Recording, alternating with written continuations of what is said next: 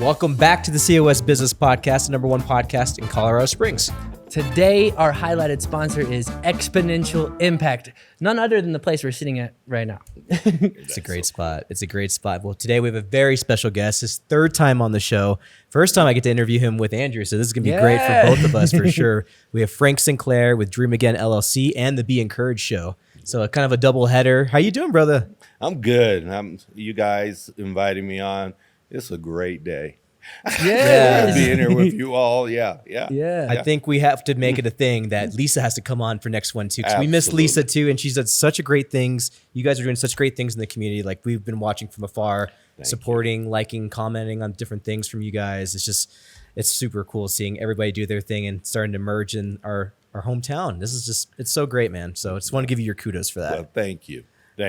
And Lisa is incredible. She really is. She is the closest version of Frank in a female body that we have in the spring.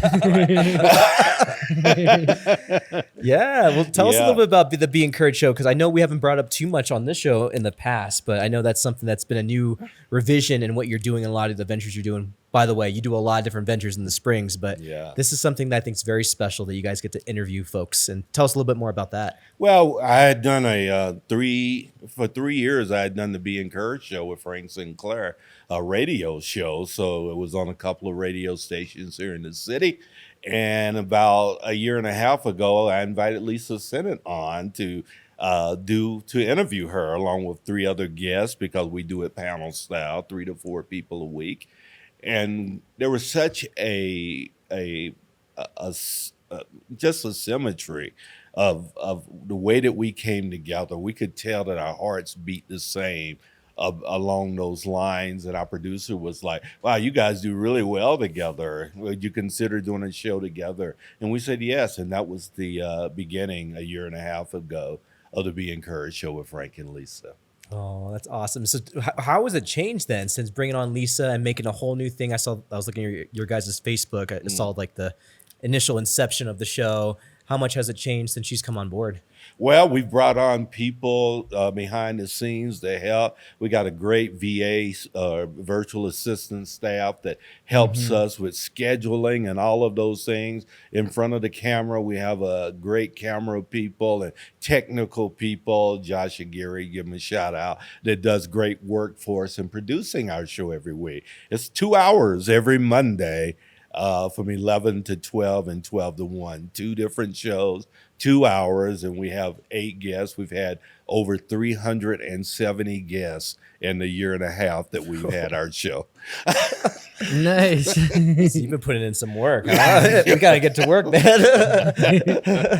Yeah, so it's pretty cool to be able to highlight. And the whole purpose of the show is to infuse hope and encouragement into not only Colorado Springs, but the world, because there's no limitation. We live in a dire time where people are hating each other. There's a lot of bitterness, outrage, uproar in this around the world, and we want to rebel against that. Drake and Kendrick right now are going crazy. Who? Drake and Kendrick. What's that?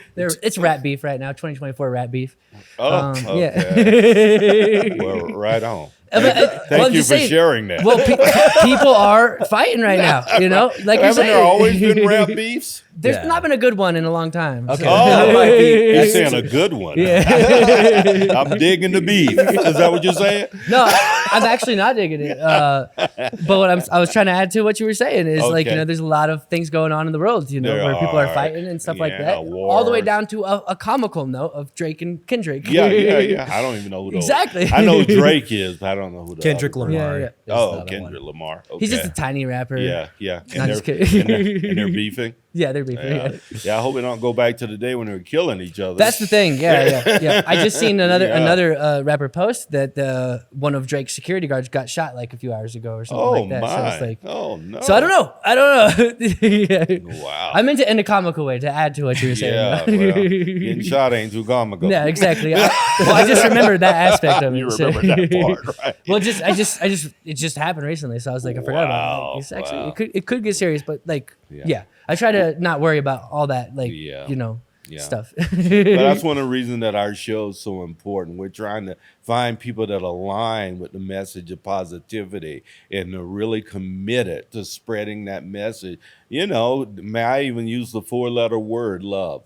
Yeah. That people can love one another, and politicians don't use that word. People that profit from division don't use the L word. So we're committed to that and finding spaces of love between humanity. Yeah, and going back to the rat beef thing, they're profiting off of that, both of them. Absolutely, yeah. Division. There's a reason that we have division. There's a reason that power sources create division and make sure that it's heightened at all different levels, because if we're split as a country, and I'm not getting political, because I don't even look at politics. It just is what it is, what you're saying, though. Right, yeah, that's what's happening, because they know their power is based on division.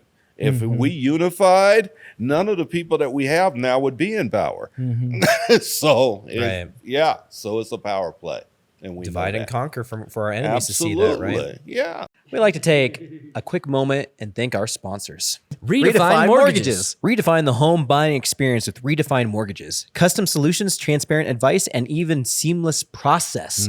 Start the journey to home ownership at redefinemortgages.com. That's redefinemortgages.com. Neon Pig Creative. Bring brands to life with Neon Pig Creative. Dazzling designs and strategic marketing make businesses stand out. Spark creativity at neonpigcreative.com. That's neonpigcreative.com. Exponential Impact. Fuel startup success with Exponential Impact. Mentorship, resources, and support available to amplify impact. Join a community of change makers at exponentialimpact.com. That's exponentialimpact.com. Fast Signs. Fast Signs can help you with all your signage and visual marketing needs. Whether you're starting a new business or just need a signage refresh, let Fast Signs help you. Make your statement. That's fastsigns.com. Cars Helping Charities. Cars Helping Charities is a turnkey fundraising solution for nonprofits. Cars Helping Charities allows your nonprofit to accept vehicle donations, which are sold, and then the funds go to the organization. CHC is partnering with my nonprofit of choice, Mattersville, to help them raise funds through vehicle donations. Please consider donating your car to support Mattersville. CHC will pick up any car, an old clunker you have sitting in your driveway, or a car you just don't feel like selling anymore. Make sure to visit carshelpingcharities.org. That's carshelpingcharities.org. Now let's get back to the show. So why do you think you're kind of already explaining it all with my next question, but why do you think now is so important to spread the 4-letter word of love, but to encouragement, especially amongst a lot of entrepreneurs right now? Why is that so important right now? I think we're at a tipping point in society. I really do. And I think right now that people don't even envision unity or coming together. They don't. We're so accustomed to division and hatred and unkindness at this point that it's the regular rank and file way of culture living and moving. So with us being at a tipping point right now, this could be very dangerous. And I don't want to be, sort of saying all the things that could possibly happen. When have you ever set a presidential campaign coming up and everyone's afraid of whoever wins, what's going to happen on the other side, right? Violence and those type things. And we're growing accustomed to that. Ever since I've been born, actually, it seems like every presidential candidate or campaign has been similar to that, right? No, it hasn't. Okay. No, whoever wins. Peaceful handoff. You sure? Of power. Absolutely. Well, I've always thought it's been very contentious. Every single presidential. It's been contentious in the last 10 to 15 years. Before that, it was always peaceful handoffs of power. Yeah. Right. And I'm only 32, so I was just 20 when I started figuring all it. Okay, right. Yeah. So since you had an eye on it, you're right. It's pretty contentious. Yeah. I don't remember being 32. Okay. That was so long ago. I don't either. No, just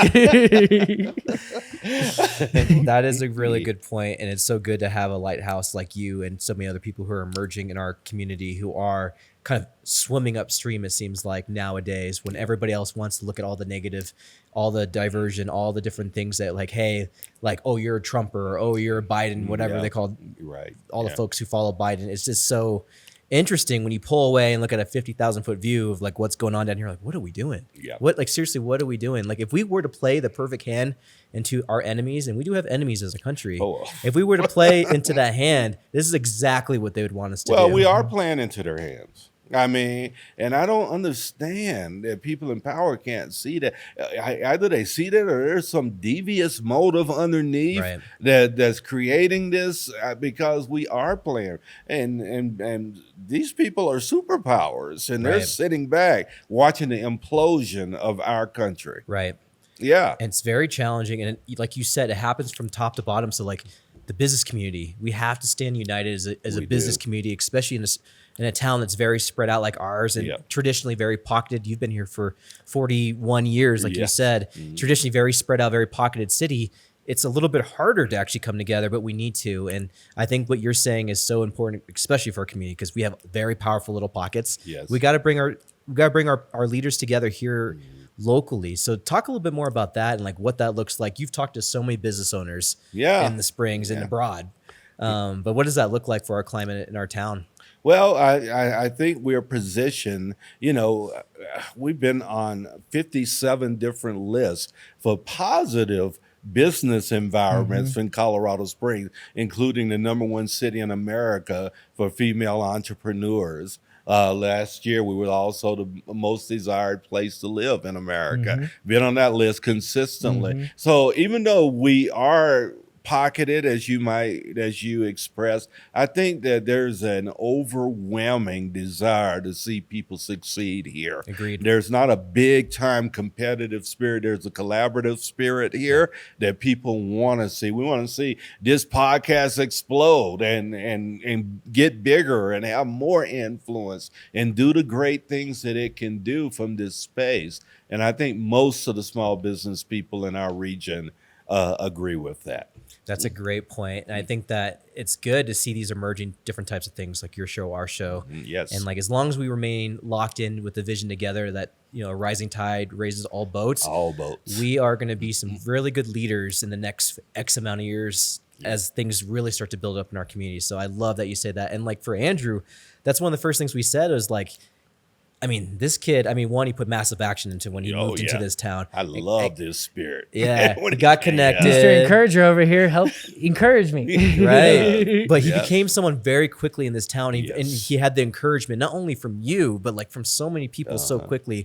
And that's just a testament to our town, right? Well, but he was doing more than talking. Right? People drive me crazy when they are entrepreneurs coming in space with a lot of talk. Right. You need some plan to implement. Even if it fails, implement something, do something, right? And if it fails, pivot, let's do something else. Just don't be irresponsible from a money standpoint, but that's business. You know what I tell entrepreneurs all the time, and more than 80% of them fail, that the process of business is the same for everybody. And it should be, because what it does, it eliminates those that can't, and it celebrates those that can. And that's a great outcome for both, because if you can't do this, or if this isn't the space of your design, you need to go get a job, be responsible, take care of your family, right? If you can, then you're going to uplift and pull other people along with you and create space for other businesses. So true. Yeah. It's so true. I think that ties into a little bit of entrepreneurship too, which is what I'm diving into right now, which is it feels like I'm still running my business, but with only 1 or 2 companies. Right. So I think that's the definition of entrepreneurship, where you're kind of an entrepreneur inside of a business. Absolutely. Yeah, that's an interesting take on it, Andrew, is that a lot of people, what I call is funding your fun, right? Yeah, you got a great idea for business and you have to go out and maybe work a job, a part-time, or even sometimes a full-time job to fund that dream. That's okay. Most businesses start that way. Don't be discouraged by that. Just make sure that you got an appropriate plan to move forward so that you know how finances are working along the way. Yeah, totally agree. Well, part of the show is the Be Encouraged show. Yes. How does Frank Sinclair personally, other than just business, stay encouraged? Because you're human. Things happen. Things happen in waves for all of us. You're human? Yeah. I hate to Bust your bubble. I'm not going to ask a question about what you thought I was. I mean, I want to be born. I want to have kids on Mars. So I don't know. I just thought you were out of this Earth. That's all I thought. Yeah, what I do every day, and life is hard. Anyone that says differently, they're either lying or living on Mars, right? Because life is difficult. I've had cancer twice in the last 18 months. My car was stolen a few weeks ago. Now it's totaled and gone, etc. I have 2 brothers back in North Carolina right now with stage 4 cancer. One not expected to live. This is the reality of life. And you say, well, how do you stay encouraged and positive in the midst of your circumstances? My circumstances isn't my life. They aren't. My work and my space on earth is to do this work. And how I uplift and encourage my family, even in the midst of this, is by continuing to do the very best that I can do in the space of my design. This is my design. This is what I do. So I get up every morning. I post 8 positive posts every morning across all media platforms. I have over 100,000 people that follow me on social media personally. And the reason is I don't do that for them. I do that for me. Right. So that I can have a framework of a great mindset and a growth mindset going out in the community and spreading the message of encouragement. I better not be wearing a tag saying Chief Encouragement Officer and be bummed. Right? That's a comedy right there. Huh? That's a comedy movie right there. That is a comedy movie, right? Yeah, because I believe that I was made for this space. I was made to encourage other human beings. That's my primary mission and source on planet Earth. And when I lean into that, the natural energy of doing what I was designed to do flows from that. Why was Frank Sinclair made to be the Chief Encouragement Officer? I don't know. I can't answer that. Only thing I can answer for that question is that I discovered that I was. Very early in my life, I had this innate love of humanity. I love humans. I really do. When people see all the trouble in humanity, I look at you guys and I see all the possibilities, and that makes me excited. And it does. I can say today that I have, not to my knowledge, and some other people may tell you differently, I don't have one person on this earth that I need to forgive, because I hold nothing against not one human on earth. That's a good place to be. I'm very similar, where I love humans too. And I have found that with that kind of open heart, that when you're younger, it can get you in some certain troubles too, right? Oh, yeah. Is that the same case with you? Because for me, it was the same thing. I always saw the good in everybody. Yeah. And I grew up I think all 3 of us are like that. Yeah. Even Andrew, for sure. I grew up in a space where a lot of my childhood was going with my dad to the bar scene. Yeah. And I actually am so happy I did in a lot of ways, because you get to meet people from all walks of life, but you also learn street smarts, and you learn different types of personalities and different walks of life. Whoever walks into a bar, it's a very interesting way to kind of get the stress test of life. Yeah. Manipulation or whatever it might be, right? Yeah. But like I said, as a youngster, I did get many times where I had an open heart and I saw the good in people, and they've had strikes on me. Oh, yeah. And I find myself not being bitter from that, because if you get stuck in that bitterness, you don't move on to the next space, which is wisdom, right? Yes. And so tell us a little bit about that with you. I'm sure it's been the same case, right? Yeah, absolutely. I think you described it very, very well, because what you do, pain creates purpose, and nothing else can. Only pain can, because the lessons of life are painful, right? And when you're gullible, when you're mistreated, when you're taken advantage of, the truth of the matter is I've taken advantage of people. I've done all those things myself as well. I want to be forgiven. So that's what I need to do for other people as well. There's only 2 places that people can land in life, and both begin with a C. They either are curious or they're cynical. Right? And it's an old pervasive place for humanity. Cynical people always find the worst case scenario. They always do. You could give them $1 million and they go, why didn't I get 2? and Or the taxes that I gotta pay. Or I got to pay 40% of this in taxes, but you still got 600,000 more than you had before, right? Right, and that's a cynical person, but a curious person is always going, "Oh my, I wonder about Andrew. I wonder how he got here. I wonder what his story is." I would love to just hear that. And they're always floating around wondering about things. And that's why I'm extremely curious about humanity. I'm old enough now that I can ask any question and not be embarrassed, right? Nice. So, because they expect that from old people, right? Well, go ahead and ask. What is it, Frank? No, just kidding. Yeah, so I do. I spend my days swapping stories with humanity and finding out where people are coming from. And I don't let people get away with just those surface stories. Yeah. Right? I tell my story, and then that opens them up to be able to share their hurts and pains and struggles and their pathways to life as well. And as you look back, if I hadn't become a homeless guy, I wouldn't have the compassion for homeless people. If I hadn't lived in the streets, if I didn't grow up in abject poverty, I wouldn't know how to have the compassion for people in those spaces. Everywhere that I've been in my life that's been difficult has taught me the supreme lesson of how to treat humanity.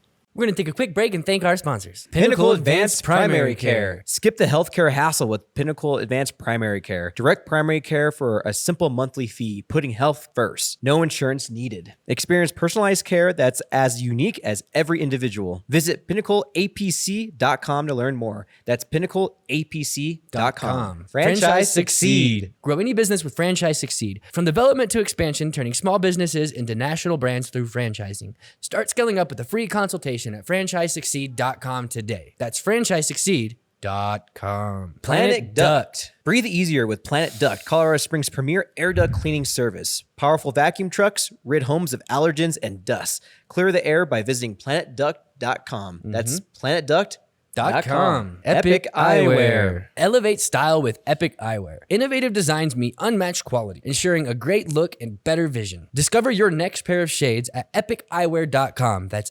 epiceyewear.com, spelled EPOCH, eyewear.com. And we're running a special discount right now, Andrew. It's COSBP 15 for 15% off your 15% off your freaking order at epiceyewear.com. We're wearing the sunglasses right now. If you're watching, listening on the audio, definitely check out the video so you can see and check out how epic they are. EPOCH. Eyewear.com. Eyewear.com. Now we will get back to this episode. I'm a man of faith, and one thing that I always say is God gives the test before the lesson. Yeah. And like, I think that's I didn't make up that quote, but I thought it was a great quote because it makes so much sense, because you go through crap in life and you're like, why in the heck am I going through this stuff? Like, seriously, there's no lesson from her. There's no way there could be a lesson in here. And then 2 years pass by, 5 years pass by, you look back, you're like, oh, I get it now. I get it now. And I'm glad I went through it. And there's usually no regrets with that, right? Yeah. But talk to us a little bit about like your mindset when you're in that state of homelessness, and what got you through, or, you know, what did it take to get you out of that situation as well? Because some help. Yeah, someone came by and helped me. Well, because I was stuck, man. I was fixated on the fact that, look how I was raised in poverty, was raised in segregation. My schools didn't integrate until I was in the 8th grade. You know, our home had water flooding through the roof all the time. And so we didn't even have indoor plumbing until I was in high school. Right? So all of those things I look at. So when I went into homelessness, to me, it felt like of course this is where I'd end up. Look how I was raised. That success in the Air Force was an anomaly. The truth about me is this. Wow. So you reverted back. Huh? You reverted back after that. Oh, yeah. I reverted right back to what I knew.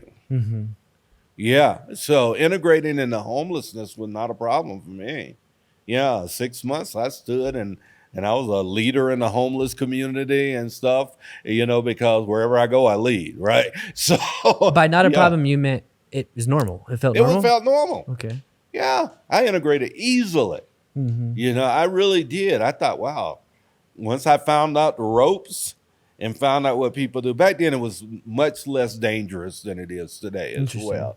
Too. So you could lay in Acacia Park all day and sleep, and no one would bother you, or you worry about somebody ripping you off or those kind of things. We'd walk the streets all night together, smoke some doobies, drink, whatever, what we homeless people did. Right? And I thought, man, did they have tall cans back then? Huh? Tall cans, like of beers? I don't remember. 40s probably, yeah. I was just curious. I don't Because I know a lot of times, homeless people will get changed so that they can, get the alcohol or whatever fix that they need to feel comfortable. And correct me if I'm speaking like not sensitively, because I'm trying to be respectful of people in those circumstances. But that is a thing that homeless people do, is a lot of the times the reason for living is to get that alcohol or to get. Well, I think that's. Is that true? I'm asking. Yeah. I think there's pockets of that. Okay. Just like there's pocket of that in normal society. Right. That's what people are living for. You know what I mean? That's why what we do, we create a divisive pockets, space, right? Because we want to link all of these things. People, it makes me almost laugh when people say, well, a lot of these people out in homelessness are mentally ill. Well, a lot of people in Broadmoor are mentally ill. True that, yeah. Right? Yeah. Right? Totally. Yeah. Mental illness doesn't have any, segment of society that it attacks. That stuff happens everywhere. But we won't acknowledge that because, they're not on the streets, they're not visible, they're not interrupting people those types of things. They're behind closed doors. And no one sees those. And no one people. sees it, right? Okay. And they got enough money to cover. Right.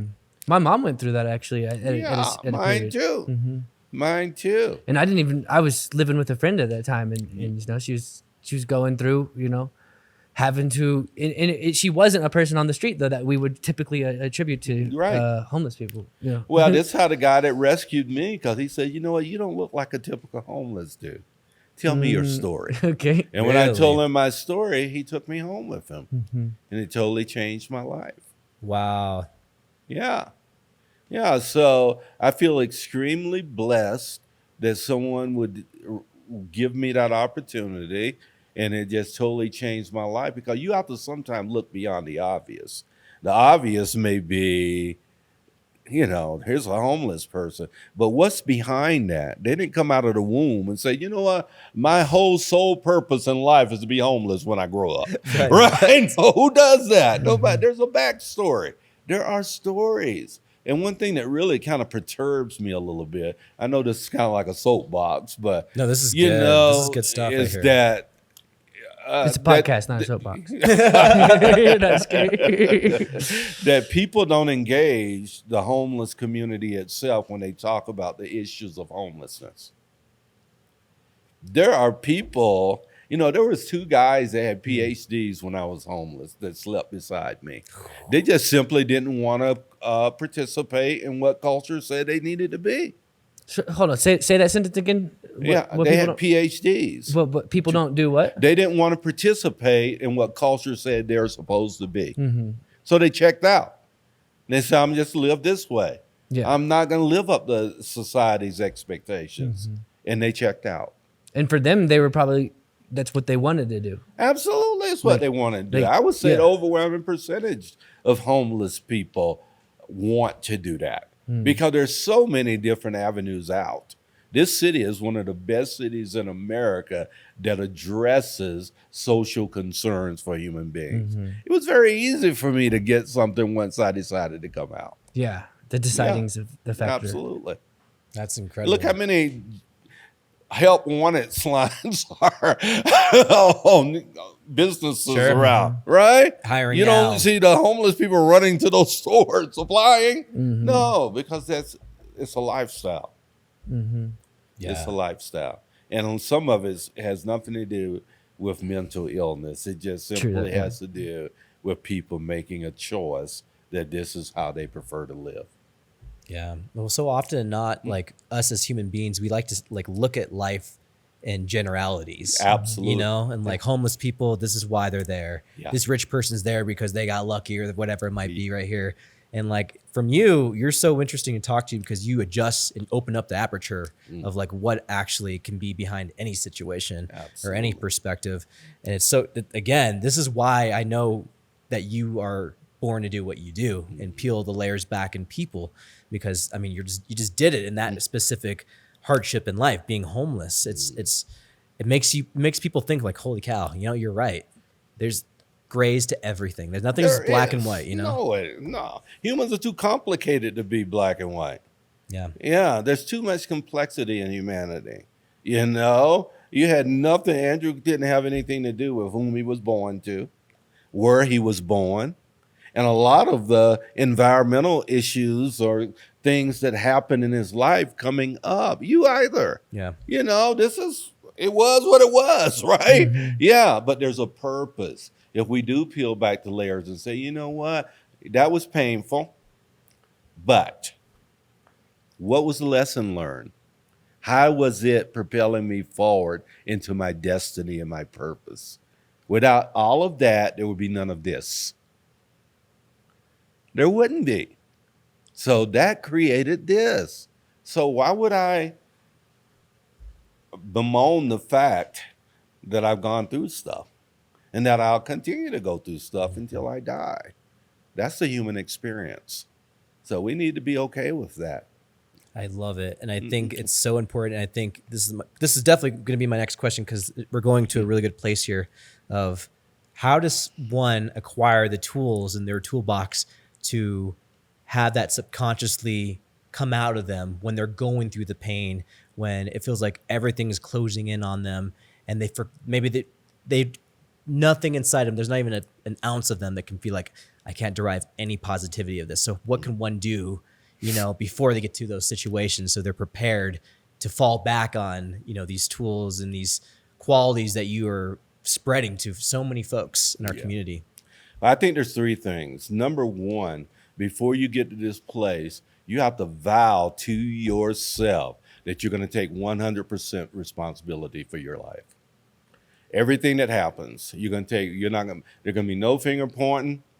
I'm taking 100, because the only way you can get out if you take responsibility for that space, right? Yeah, no blame game. You know, this is just life. It's not a drawing of a short stick. And that's the reason people jack this up so badly, is because they go, oh man, I got the short stick in life. And yeah, look at where I was born, and look at my parents. And they go on and on and on, instead of refocusing those events for the possibilities in their lives. What can this bring?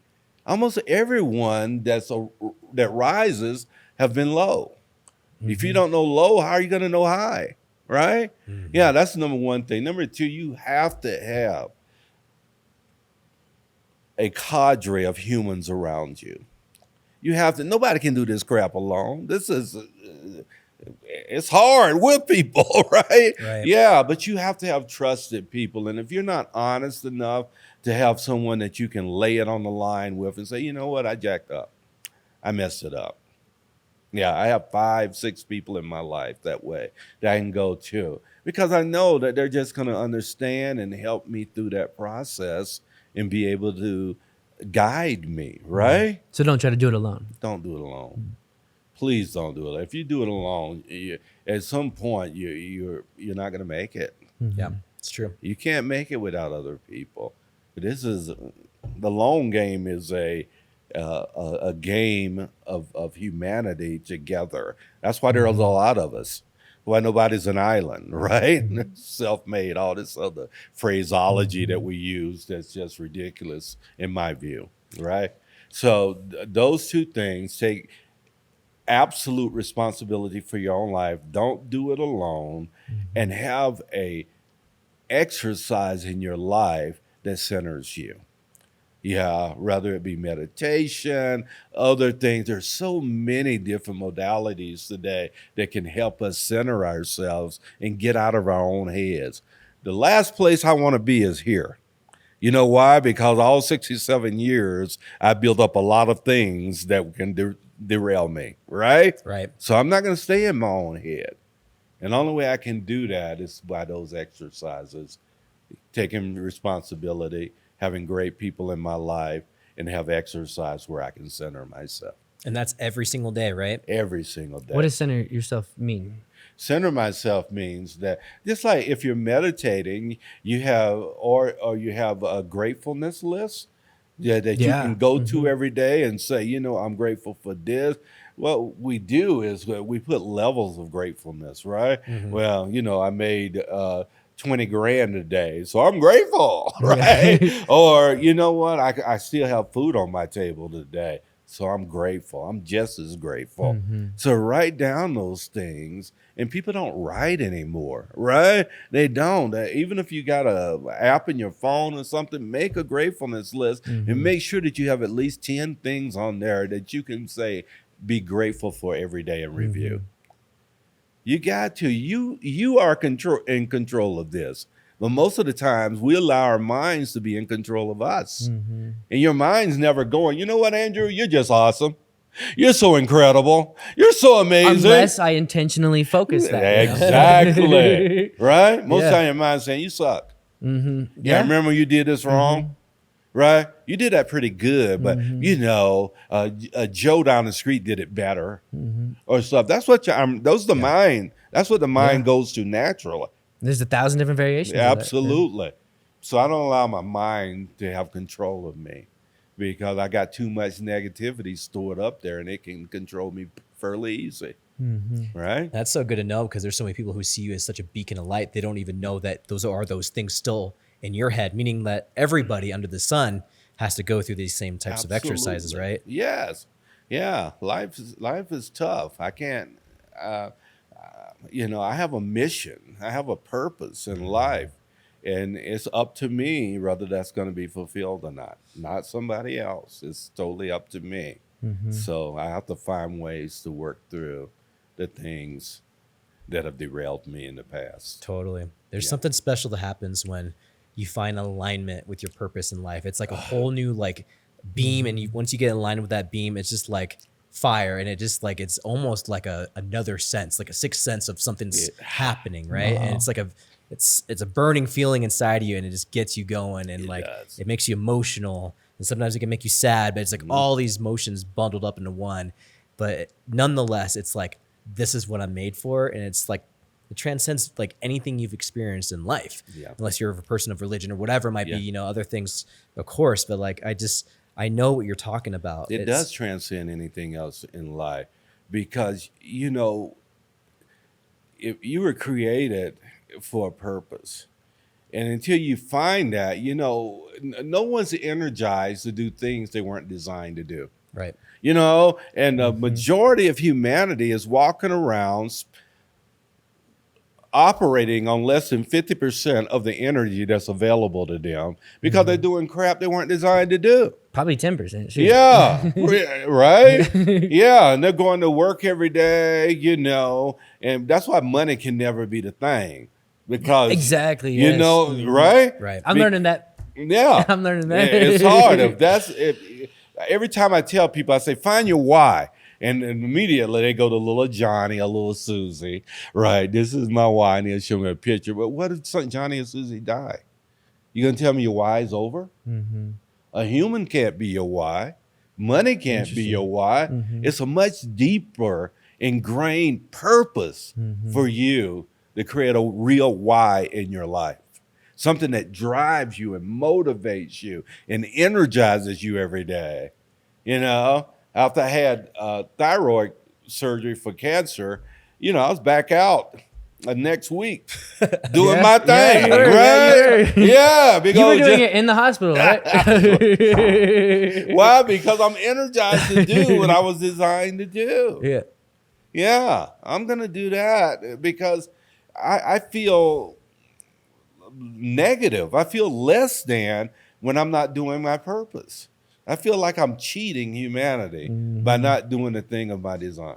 That's kind of how I feel sometimes about vacations. I feel like when I'm not plugged into work or my purpose, I'm like, man, unless like we went to Italy last year, there was something to do, like an adventure. So it was like a common purpose, like let's explore Italy. And that was cool.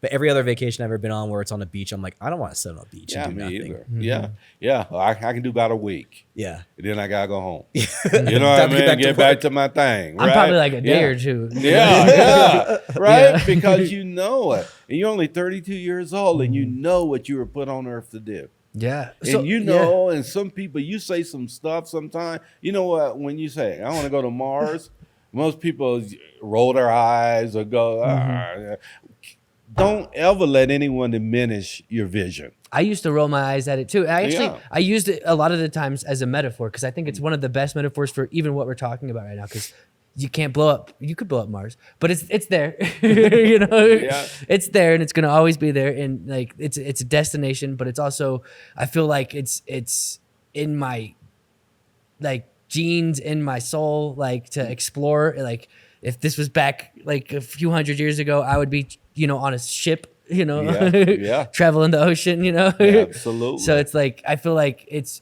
and it's something that I think is one of the most ambitious things you could probably do.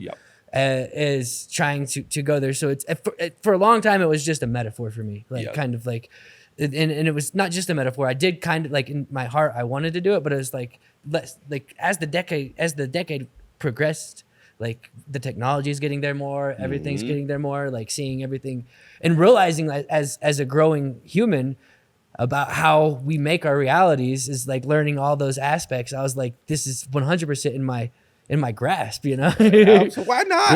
Yeah. We don't think too big. We think too small. We do. I tell people all the time, what is your compelling vision? I mean, what vision can you think of that's so big and grand that you can think of and see you in it, right? Press towards that. Even if you never make it, you'll make it further than you would with these little small, manageable visions that first people the moon, have. First the moon and then Mars. Then Mars. Yeah, there you go. But another thing I wanted to add to that too, as well, is like that I was thinking how it tied to what you were saying is to get to Mars, you can't go by yourself. Right. You need other people. Yep.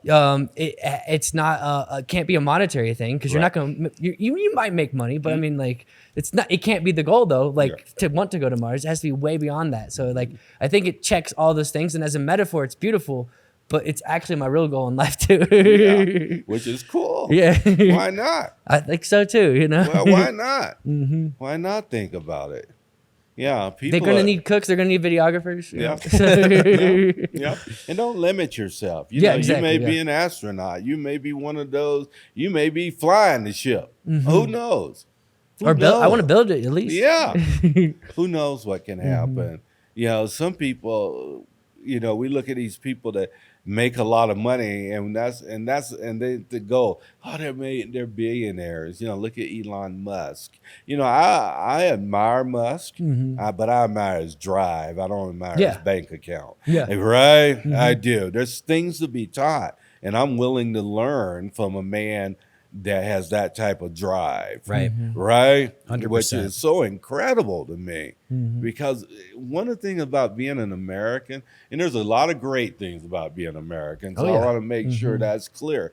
But one of the worst things about being Americans is that we're not forced to do stuff, right? It's most of the time it's too easy.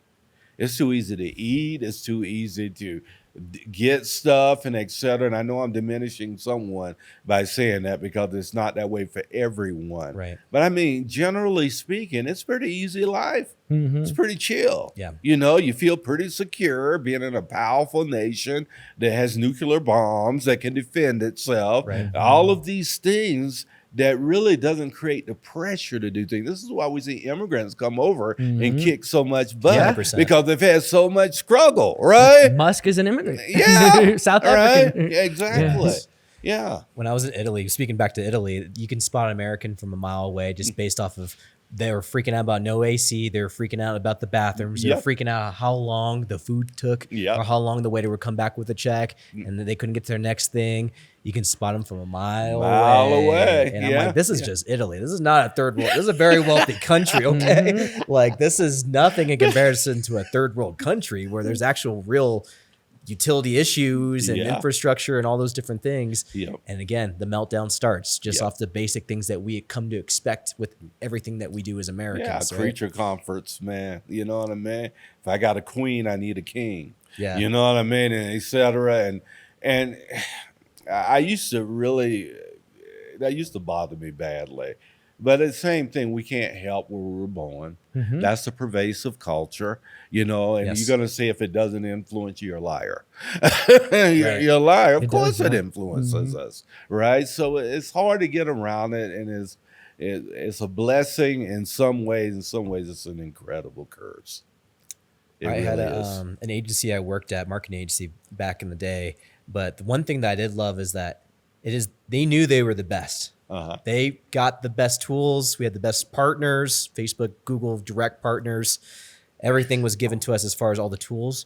But to be the best, to be there at this agency, you had to be your best. Yeah. And it was expected of you. Absolutely. Much is given, much is expected. Exactly. And so like you felt proud to work there because I'm a guy that burns the midnight oil. I think the job started at 7 a.m. I was there at 5:30 every day, left at 7 p.m. I was working. I was like, I don't have kids. I don't even have a girlfriend at the time when I was working there. I was like, I'm going to just burn that midnight oil and just give everything I can into this business. And there was people all around me. And it was, speaking of encouragement, speaking of like an environment where it encourages you to be your best at all times and then celebrate that. Yes. And they had big celebrations and big parties to celebrate our wins.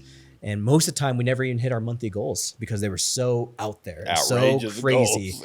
But we grew a lot, and it was such a cool. I wish that was at scale, right, for us here in this country of like whatever that might be. It's like you are in the top country in the world, top military, top economy per capita, whatever it might be. But too much is given, much is expected of you to do these certain things to serve, not only economically, but even as a community through volunteer and citizenship. I think like those pillars specifically, I feel like we could change so much in this country. We could.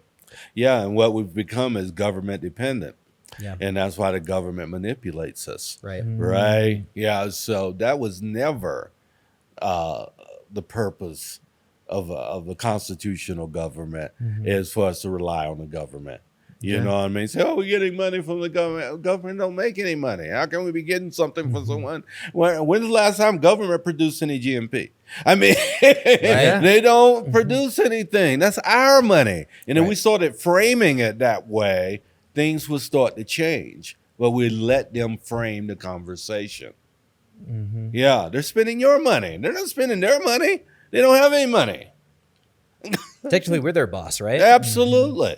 And that was the design of government, a representative government that represents the wishes of the people, right?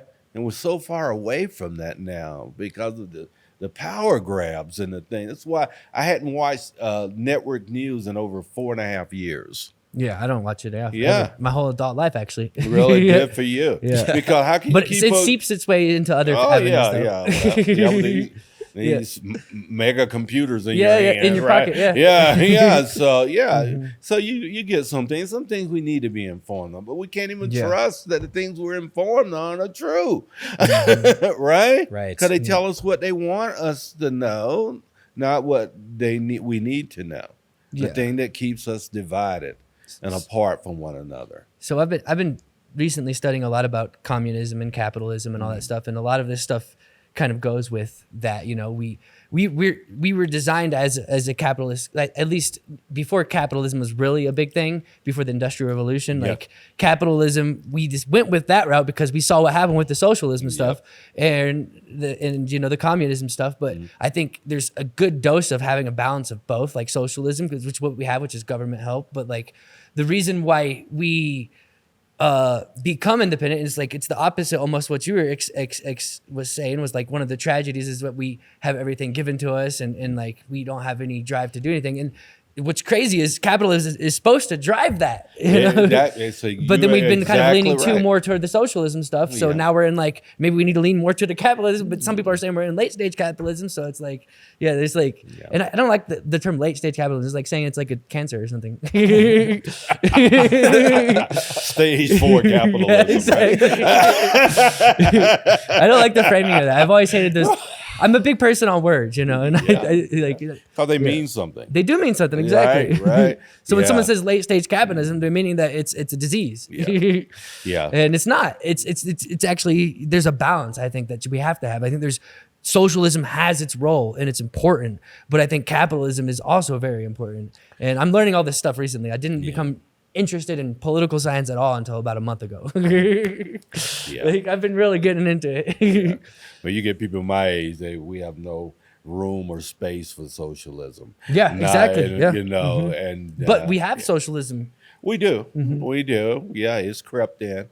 And which seems to be an issue, Right. Yeah, it's crept in. And people are blatantly, before, you were a pariah if you said you were adhere to socialism in this nation. But not anymore. Not anymore. I don't know how much good that's done for us. I really don't.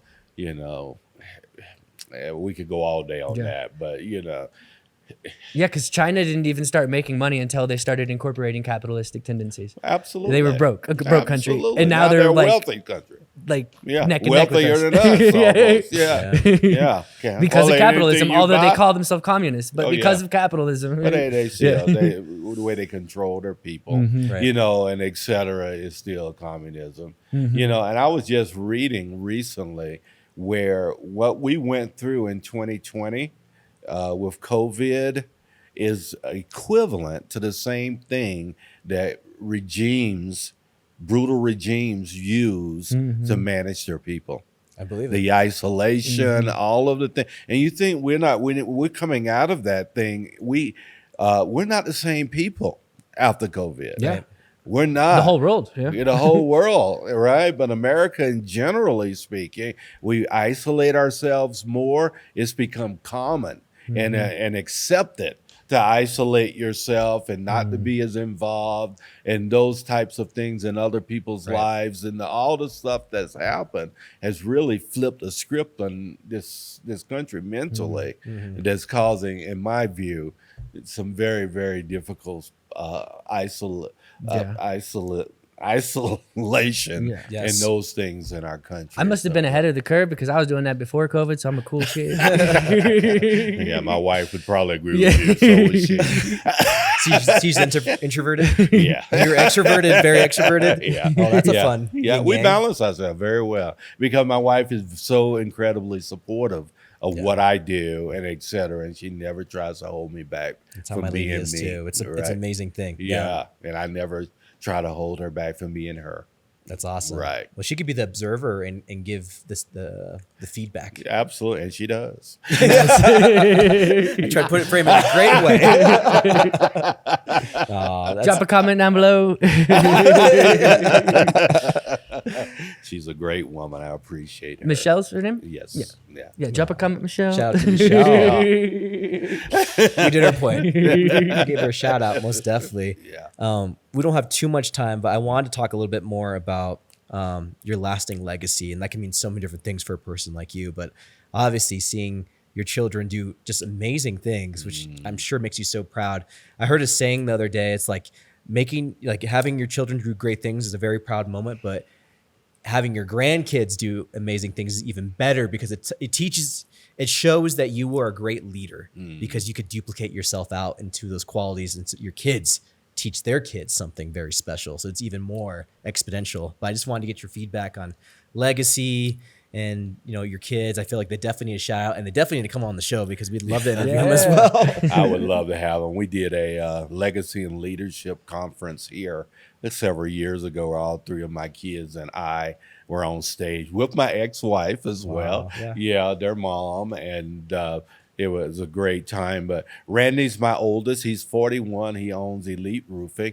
This is his 18th year in business. Congrats. Right. One of the biggest most well-known roofing enterprises in Colorado and beyond. And he also owns the Roofing Academy. And he does just such a wonderful job. He has a great culture of business. People love to work for him, and he really elevates the space for humanity. And they do a lot of giving, Habitat for Humanity and other things.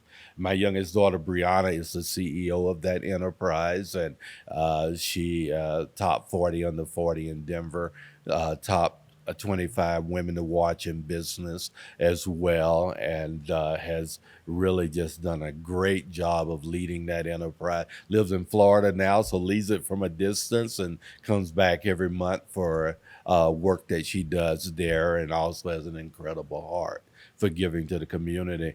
And probably the superstar of our family is Danielle, my oldest daughter. She's still the youngest CFO in Colorado history when she was at Denver Health when she was 26 years old. She's also been vice president at Comcast and the CEO of the Colorado Trust as well. Now she leads a venture capital company where they had the largest infusion of cash by a Black woman in U.S. history. That is incredible. I know, yes. Top 25 most powerful women in business, top 40 under 40, accolades all over the place. My kids do amazing work, and got my grandson following, getting ready to graduate from Mines. And Colorado School of Mines. Colorado School of Mines in mechanical engineering. And yeah, so we have a great legacy of what's happened. Cotton picking country back in Southern boy like me have that type of outcomes in his family. I couldn't be prouder, and I just thank God for what's happened and what continues to happen. Oh, that is incredible. It sounds like you have a family of Avengers, really, because they're all superstars in their own right. You said superstar, but I'm like, they're all superstars. CEO of Superhero. Yeah, it's just incredible to kind of. And again, we don't have children, so we don't know what that looks like. And I would like to have children one day, so I would like to have something even remotely close to that. I think that'd be just incredible to. I feel probably full circle for you, I would assume. Well, I think if you guys stay on track, stay true to you. Stay true to, that's what your children want to see. Just be true to you. My kids, when they were growing up, we could identify there's some real giftings in them very early on. So we try to lead them towards the gifts that we saw inside of them. Randy used to sell candy, buy candy, take it to school when he was 9 years old and resell it to the kids. So that entrepreneurial space we could see very early on. So we just encouraged what we saw and let them know that we had their backs as much as we let them fail. Of course we did. Keyword encourage, though. Yeah, we encouraged them along the way to be the very best humans that they could be. And I'm much more proud of the humans they are than the business people they are. Definitely. Yeah. I'm going to make Martians, so. Story for another day. That's a whole different podcast. Yes, it is. It's so funny.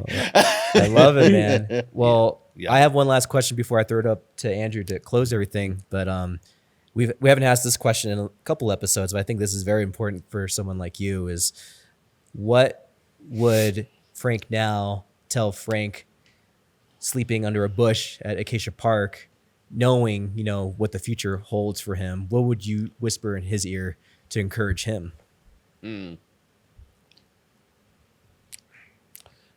This ain't the end, Frank. Matter of fact, this is part of the beginning of the story and the legacy and the life that you'll lead. So hold your head up, right? Even if the average person wouldn't even spit on you if you were on fire, hold your head up, because this is a process and it's your process. So embrace it and wait for the real thing to come. That's beautiful, friend. Yeah. Well, all right. Yeah, that's amazing. Frank Sinclair, It's great having you on the show. You're the second guest ever on the show. Yeah. I know you were one of the first I'm still person. ticked that I wasn't first. You could have been first. I think if you would have responded just a few minutes faster than Brandon, probably. Brandon was first. Yeah, Brandon was first. Yeah. Oh, wow. Okay. Well, I feel better. Yeah, now. yeah. That's cool. So I reached out to a handful of people, and you were one of them, and it was just the order of who got back to me. Yeah, right. Yeah, and it's been great having you on the show. Your history in this city is just so great, and we love you as a community. I think. Yeah, thank you. We see your card every time we set up here. Oh yeah, we gotta give you your camera too in a second. Oh, Actually, yeah, you get to yeah, give yeah. a shout out to the camera. Too. Yeah, so go ahead and take a look at the camera and let people know how to find you, what you do, or whatever you want to say. Actually. Okay. Yeah. Hey, reach out to us at dreamagainllc.com. My speaker reel is there. I love doing keynotes. So your organization or organization that you know needs some inspirational work done, reach out to me there at Be Encouraged, dreamagainllc.com. And also the Be Encouraged show with Frank and Lisa every Monday. Make sure to go to beencouraged.net, sign up. Come on the show, get some exposure to our nearly 50,000 potential reach every week on our show. Let your business get out there as well so people know the great things that you're doing in the community. Well, sweet. Yeah, this has been another episode of the COS Business Podcast, number 334, actually. Woo! No, 234. I'm dyslexic. I'm dyslexic a little bit. I was like, wait a minute. 234. And we'll see you guys on the next one. Our sponsor of today, highlighted sponsor of today is, again, Exponential Impact, this lovely, amazing space. Yes. They let's talk about what they do a little bit. Yeah, Exponential Impact is a great tech center for startups and as an accelerator program here in the Springs as well. They host a variety of different entrepreneurs, especially in the tech space, but they also have free co-working. I think it's Mondays, Tuesdays, and I think Fridays. I could be getting that wrong, but they switch up some of the hours sometimes on it. But nonetheless, come here, check it out, meet the team over here, the great people that have been such gracious hosts for us and Frank through so many different things that we do in the community. So we couldn't be more thankful. Yeah, they contribute a lot to the community, actually. They do. Whether it's hosting events or even sponsoring nonprofits. There's a nonprofit I do video for, Shout Out Parents Challenge. We're just going to give shout outs. But this is the last of the episode. All right, we'll see you guys on the next one. Sweet. I've never ended it like that before. So. Just rolling with it.